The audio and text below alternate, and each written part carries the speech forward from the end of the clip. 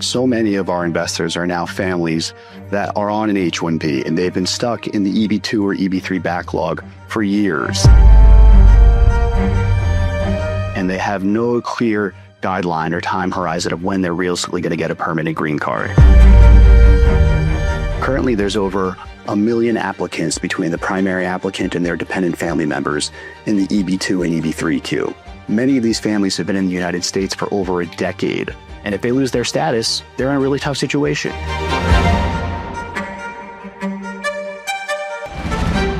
Hello and welcome to the very first episode of EB-5 Decodes with EduFund. My name is Anand, and today we are diving into a topic which is gaining a lot of interest, especially with Indian parents having children and kids studying abroad, especially in the US. I'm talking about EB-5 Immigrant Investor Visa. To help us break it down, I'm joined with Nick from Can-Am. Can-Am has been in the industry from 1987. It's been more than 20 years doing investor visas. Nick, thank you for joining us. Anand, thank you so much for asking us to speak to the EduFund community. We're very happy to be here with you and help educate your community about the EB-5 program. Nick, thank you for being here. I'm going to get started, Nick. There has been a lot of questions that comes to me every day because we work with a lot of parents and students.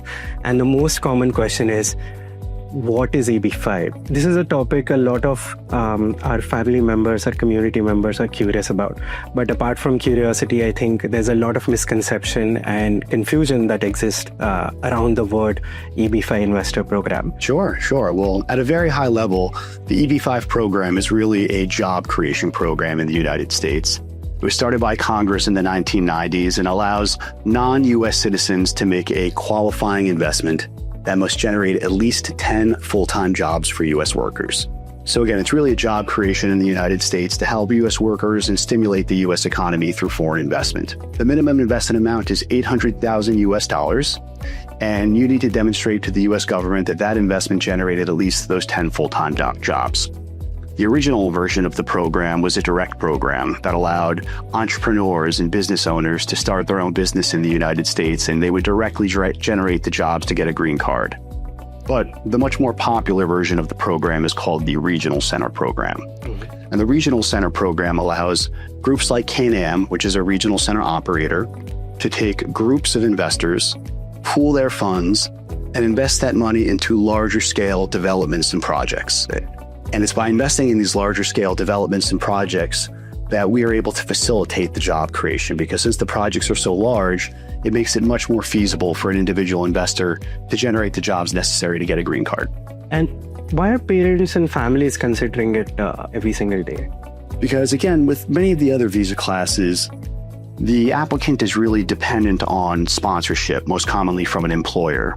So if you're a student in the United States, whether you're coming from India or from any part of the world, obviously you're studying in the United States, you're trying to, in many cases, ultimately get a job in the United States. And for those folks, the most common way to get a job is through employer sponsorship. So they have a limited number of jobs they can apply for that require the employer to sponsor their residency in the United States, and they must continue to work for that employer while they remain in the United States. But folks are using EB-5 to give them more options and more opportunities, because through EB-5, you do not require employer sponsorship. You can work for any company you choose. You can start your own business. You don't even have to work. You can just live in the United States.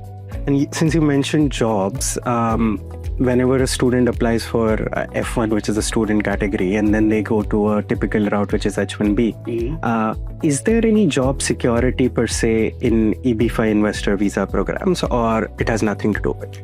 I would say it's not job security, and I guess there's a few different lenses you can look at that through. Yes, there's security that you have a job with a specific employer, but you also have a lot of risk, because if that employer chooses to eliminate that position or have a layoff, then you have no status in the United States and you have to leave the country.